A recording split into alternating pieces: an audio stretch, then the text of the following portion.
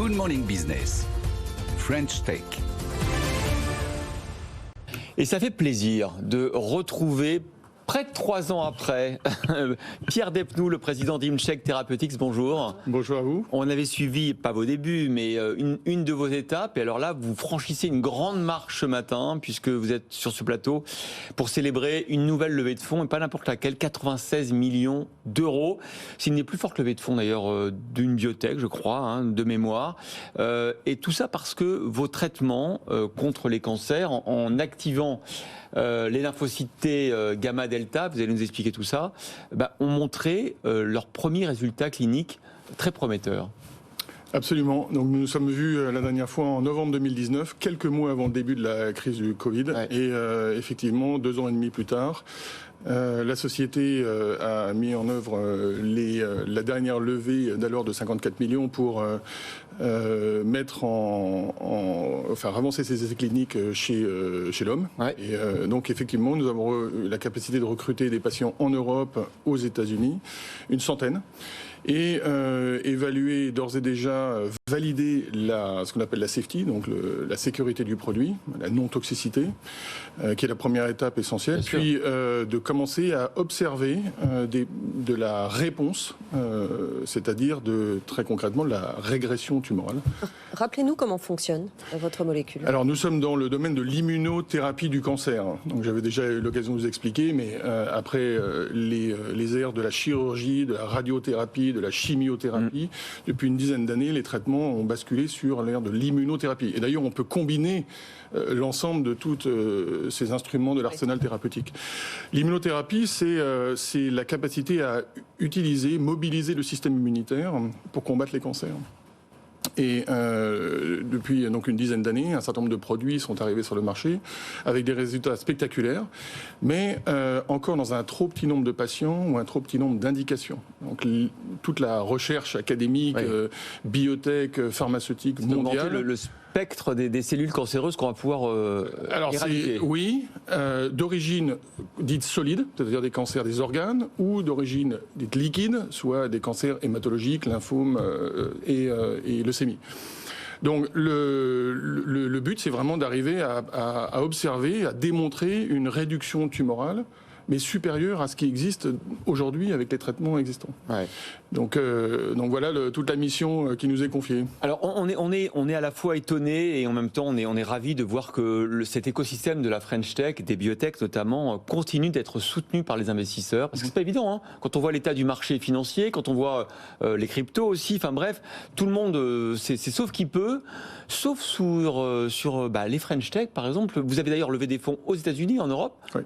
Comment vous expliquez cette résilience ? Alors, d'abord, je pense qu'il faut faire la différence entre ce qu'on voit aux États-Unis en ce moment sur les marchés, le Nasdaq notamment, le Nasdaq, où on voit maintenant beaucoup de sociétés qui se sont cotées l'année dernière entre le début de l'année et mi-année, puisqu'après les cotations ont été très difficiles, qui traînent en dessous de leur cash aujourd'hui. Donc, c'est vraiment un vrai problème de ce côté-là. Ici, en Europe et en France en particulier, un grand nombre de biotech ont levé et des montants assez conséquents. Un certain nombre d'investisseurs ont désormais une puissance de feu bien supérieure à ce qu'elles avaient jusqu'alors, des Andera, Kurma Partners, la BPI et d'autres. Euraseo qui est aussi. Euraseo. Et toutes ces entités ont la capacité de déployer encore plus de capital et de mettre des gros tickets. Donc aujourd'hui, on a des investisseurs qui mettent chez Imcheck plus de 20 millions. Bon, vous pensez que vos traitements, ils seront dans le commerce, si je puis dire, quand ? Alors, c'est toujours une réponse extrêmement compliquée à apporter. Nous, notre mission, c'est d'aller le plus rapidement possible, mais on essaie de le faire aussi. On le fait de manière la plus précautionneuse et la plus qualitative possible. Bien. Il vous a pas échappé qu'on opère aussi dans une industrie extrêmement réglementée, donc on ne fait pas ce qu'on veut.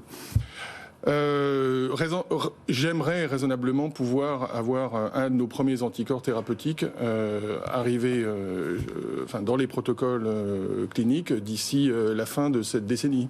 Donc potentiellement en 2028, mais ça reste toujours un challenge. Mais comment on fait pour orienter les recherches sur une molécule qui pourrait potentiellement soigner beaucoup de pathologies. Comment on fait pour se concentrer et concentrer les investissements, les recherches spécifiquement au départ pour que ça puisse donner quelque chose d'efficace? C'est une question extrêmement importante.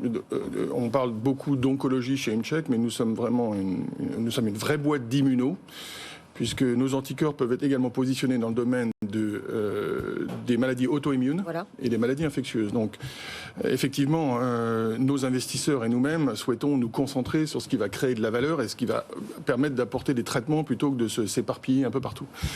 Donc, c'est une question, c'est un défi.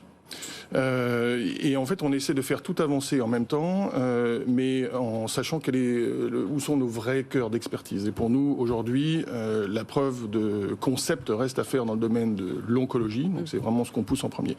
Ensuite, votre question, cancer solide, lesquels? Cancer hématologique, oui ou non? Bien sûr, tout ça a besoin d'être creusé. Et pour compléter la réponse, en fait, la molécule chez ImCheck, en tout cas le premier candidat médicament, vise un récepteur qui est présent à la surface de toutes les cellules cancéreuses. Donc en fait, c'est aussi un potentiellement aller partout. Donc il faut effectivement se concentrer. Voilà, 96 millions d'euros pour tenir jusqu'à la première commercialisation qui sera donc, vous le dites, à la fin de la décennie. En tout cas, on l'espère. Merci beaucoup Pierre Despnous, président d'ImCheck Therapeutics, d'avoir été notre invité.